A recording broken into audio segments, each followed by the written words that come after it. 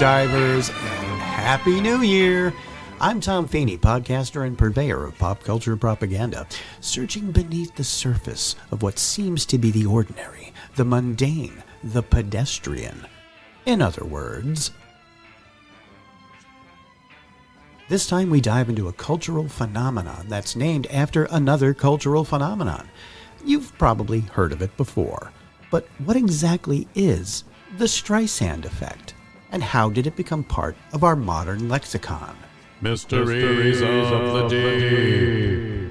At its most basic, the Streisand Effect is a phenomenon in which an attempt to suppress, censor, or remove information unintentionally draws far greater public attention to it, causing the information to spread more widely than it would have otherwise. Now, the Streisand Effect seems to be the most prominent in the worlds of politics and entertainment.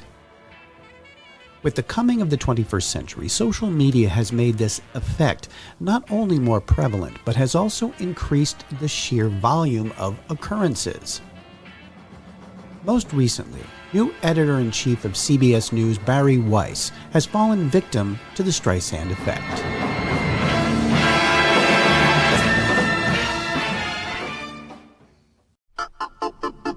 A recent segment of the CBS News magazine 60 Minutes was pulled from airing just hours before it was scheduled to run. I'm Leslie Stahl. I'm Bill Whitaker. I'm Anderson Cooper. I'm Sharon Alfonsi. I'm John Wertheim. I'm Scott Pelley. Those stories and more tonight on 60 Minutes. The story had already cleared the standard approval process, including sign-off from Weiss herself, who then abruptly reversed course. The segment was pulled late Saturday night, and its promotional materials were removed the following day. In an editor's note, Weiss said the piece failed to sufficiently explain the administration's justification for sending people to El Salvador. Tonight, a battle at CBS News spilling into the public, with flagship broadcast 60 Minutes and new editor-in-chief Barry Weiss right at the center. Did you think you were going to die there? This segment on the inhumane conditions at a maximum security prison in El Salvador, where the U.S. government deported some undocumented immigrants, was supposed to air Sunday night. The promo even released on social media. But Weiss told show leadership to pull the segment late Saturday, in part because there was no interview with the Trump administration, according to a source at the network. Angry with the decision, correspondent Sharon Alfonsi emailed her fellow 60 Minutes colleagues, a copy of the email obtained by NBC News. Alfonsi writing in part, "The segment is factually correct. In my view, pulling it now after every rigorous internal check has been met is not an editorial decision, it is a political one." The veteran 60 Minutes correspondent says the story was cleared by editors after multiple screenings, and the Trump administration declined requests for an interview, adding in her email to colleagues, "The public will correctly identify this as corporate censorship." Weiss responding today, writing, "Holding stories that aren't ready for whatever reason happens every day in every newsroom." 60 Minutes has been in the crosshairs of the Trump administration, the president mentioning the show as recently as Friday. 60 Minutes has treated me worse under the new ownership than they just keep treating me. They just keep hitting me. It's crazy. Tonight, Weiss says she looks forward to this important story airing, quote, when it's ready. Stephanie Gosk, NBC News, New York. And while unusual, this kind of action is not unprecedented. Stories get pulled for all kinds of reasons. What raised concerns, however, was their timing.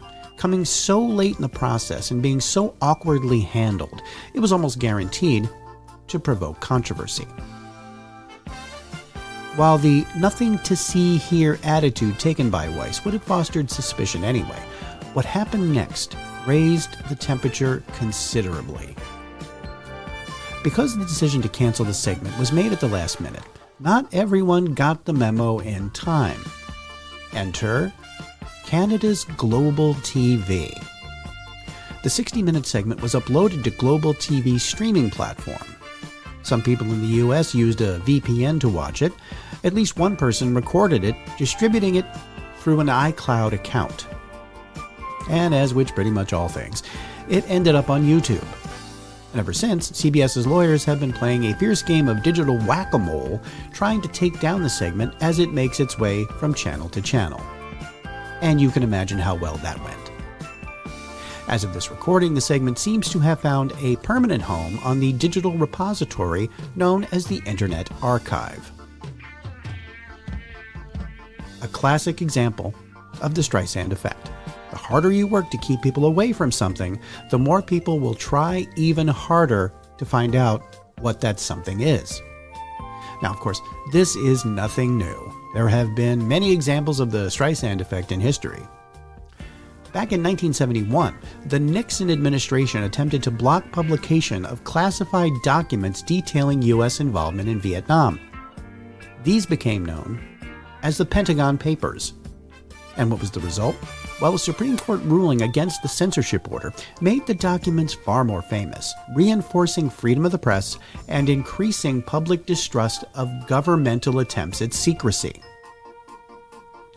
Another, more recent example came straight from Hollywood, by way of North Korea. North Korea's government is irate this morning over a new Hollywood comedy mocking that country. The North is calling the movie an act of war. Well, Seth Doan is in Beijing with the dialogue that's making the stars laugh. Seth, good morning. Good morning. North Korea says that the film's offensive plotline cannot be forgiven and that it crosses the line. It also expressed concern that the movie's trailer is being seen in, quote, broad daylight. Actor Seth Rogen, who stars in the film, tweeted, "People don't usually want to kill me for one of my movies until after they've paid $12 for it." The film, The Interview, takes aim, literally, at the current leader, 30-something dictator Kim Jong-un. You want to go kill Kim Jong-un? Totally. I'd love to assassinate Kim Jong-un. It's a date. Seth Rogen and co-star James Franco play a news team who are pulled into a CIA plot to assassinate Mr. Kim. Firing back, the North Koreans promised to mercilessly stomp on those who insult or slander even so much a strand of hair of our top leadership.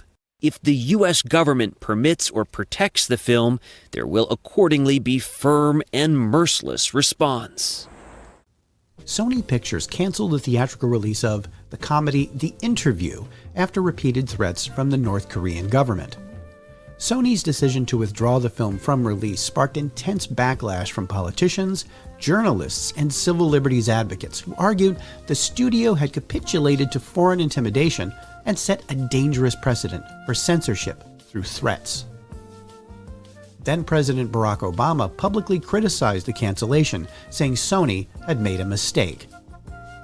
Ultimately, Sony reversed course and released The Interview in a limited format, including select independent theaters and online platforms. Now, the incident became a landmark case in discussions about cybersecurity, corporate responsibility, freedom of expression, and the vulnerability of private companies to geopolitical pressure. And it certainly qualifies as an example of the Streisand effect, as the controversy vastly increased public awareness and interest in the film. So, now you know what the Streisand effect is and heard some examples of it in action.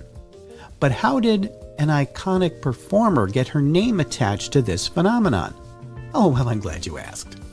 Let's turn the clock back a little over 20 years to the good old days of 2003. The Iraq War began, leading to the capture of its former president Saddam Hussein. The Human Genome Project, mapping the genetic code of us poor Homo sapiens, was completed. And perhaps most importantly of all, Arnold Schwarzenegger was elected governor of California. 2003 was also the year the term the Streisand Effect was coined. It sprung from a lawsuit filed by the one and only Barbra Streisand against a photographer named Kenneth Edelman and the website he worked for, Pictopia.com. Edelman took thousands of aerial photographs documenting coastal erosion in Southern California. One of those photographs contained an image of Streisand's home in Malibu, California. She sued to have the picture removed from the website. Now, before the lawsuit, the image had been downloaded only 6 times off Pictopia.com, 2 of which were by Streisand's lawyers. After the lawsuit became public, however, news coverage caused the photo to be viewed and shared hundreds of thousands of times, completely defeating her original goal of privacy. In an article about the lawsuit by Mike Mansick of the website TechDirt, he called it, yes, the Streisand Effect. The term stuck and has been used as shorthand to describe similar situations ever since. So, there you go. Now, whatever you do, never, under any circumstances, share this podcast with anyone. See, I'm hoping the Streisand Effect will get me a few more downloads. I mean, it's worth a try. Oh, and no matter how good or bad your 2025 has been, I hope 2026 is a lot better. Thanks for listening. If this is the first time you've heard this podcast, check out our past episodes, available on almost all podcast providers, and subscribe so you don't miss a single one. And if you like what you hear, write us a review. We would love to know what you think. Also, you can drop us a line at thedeepdivepodcast@gmail.com. And all clips used in this podcast are meant for educational purposes only and not to infringe on existing copyrights.